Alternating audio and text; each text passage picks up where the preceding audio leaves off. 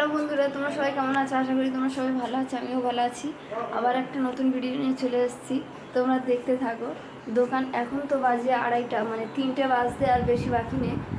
এখন আমি দোকানের যাবতীয় জিনিস এখন রেডি করব। দোকানের জন্য ঘুগনি বানাতে হবে, আর আটা তো মাখানো লাগবে।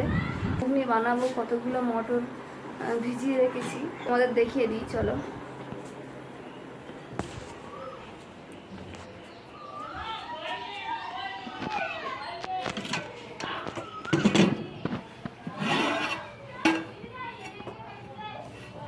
বেশি মটর ভিজাইনি, কারণ এখন বেচাকেনা খুব কম হচ্ছে, বিক্রি সেরকম হচ্ছে না।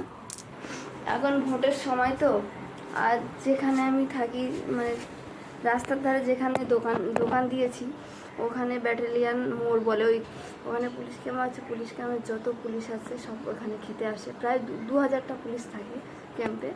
তো এখন তো খুব কম পুলিশ আছে, আর তার মধ্যে আমার পাশে আরেকটা দোকান আছে, সেরকমই আমার বিক্রি হয় না। আর আমার পাশে যে দোকানদারটা আছে উনি অনেক সিনিয়র, অনেক পুরানো, 5 বছর ধরে ওই ব্যবসা করছে, রুটি আর মাংসের। আর আমার তো রুটি আর সবজির ব্যবসা, মানে রুটি আর ঘুগনি, তাই ভালোভাবে চলছে না। তো সব পুলিশরা আমাকে বারবার বলছে যে তুমি মাংস রান্না করো, রুটি দিয়ে মাংস সবাই বেশি খাবে। তো এখন তো সেরকম পুঁজি নেই, মানে মাংস রান্না করার মতো। এখন আমি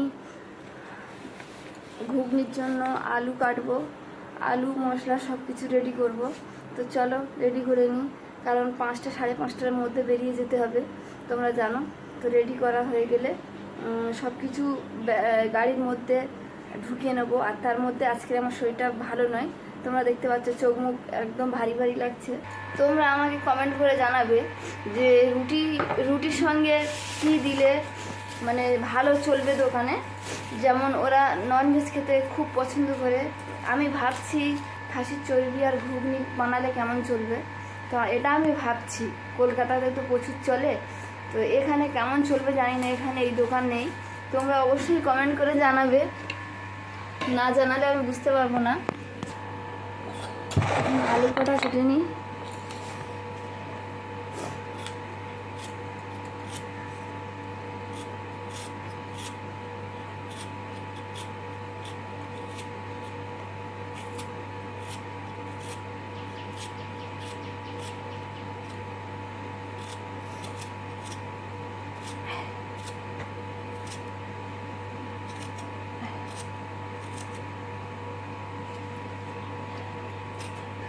দুই দিন ধরে কত রুটি সবজি সব ফেলে দেওয়া হয়েছে, আমি বুঝতে পারিনি। কারণ ফার্স্ট টাইম যখন আমি দোকানটা নিয়ে যাই মোড়ে, তো ওখানে আমার 2 দিন খুব ভালো চলেছে। তারপরে ভোট এসে গেছে, আমি অত ভেবে উঠতে পারিনি, সব পুলিশগুলো ডিউটিতে চলে গেছে, আর একেবারে অনেকগুলো সবজি নষ্ট হয়ে গেছে। সেখানে আমার মনটা খুব খারাপ হয়ে গেছে, কিন্তু কী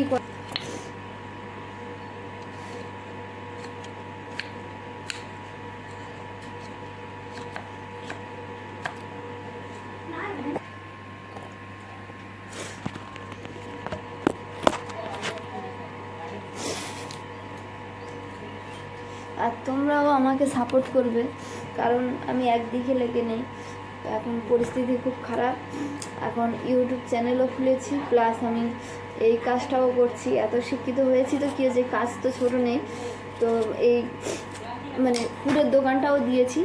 তো তোমরা আশীর্বাদ করো আরও বেশি বেশি, যাতে আমি একটু আগে। কুকারে মটর আর ছোলা দুটো ভিজিয়ে রেখেছি, ততক্ষণ পেঁয়াজটাও কেটে নেব। পেঁয়াজ কাটা হয়ে গেছে, আর এইদিকে কুকারে মটর সিদ্ধ হচ্ছে। আর চুলোটার অবস্থা কি দেখতে পাচ্ছি, এখানে তো চুলার পা নেই, যার জন্য কাঠটা গরমেতে জ্বলে যাবে, ওই জন্য এখানে 4টে ইট দিয়ে বসিয়ে দিয়েছি। আর এখন আমি মশলা বেটে রেডি করব। মশলাটা বাটতে খুব অসুবিধা হয়, কারণ ছোট জায়গা, এর মধ্যে বাটা যায় না। এখন মশলা বাটা কমপ্লিট হয়ে গেছে। এখন তো কুকারে সিটি মারেনি, সিটি মারার পরে মানে কড়াটা বসিয়ে দেবো। এখন কুকারে সিটি মারতে অনেক লেট আছে, টোটাল 5টা সিটি দেবে মটর সিদ্ধ করতে। আর এই 1 কিলো আটা কিনে এনেছি, তোমরা দেখো। আর এখানে আটাটা একটু চেলে নেব, কারণ আটার ভিতরে অনেক কিছু নোংরা থাকে। এখানে সিটি মারছে, সিটি মারা হয়ে গেছে, এখন আমি কড়াটা বসাই দেবো।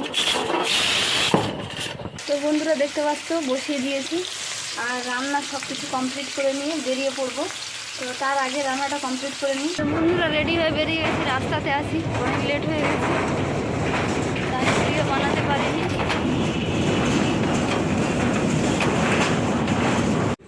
তো বন্ধুরা আমি গাড়িটা নিয়ে চলে আসলাম, এখন দোকানটা সাজাবো। তো আমার ভিডিওটা দেখে তোমাদের কেমন লাগলো? ভালো লাগলে অবশ্যই লাইক, কমেন্ট, শেয়ার এবং সাবস্ক্রাইব করতে ভুলবে না, কারণ একটা ভিডিও বানাতে অনেক সময় লাগে, তার মধ্যে আমি দোকানও করি, তোমরা জানো।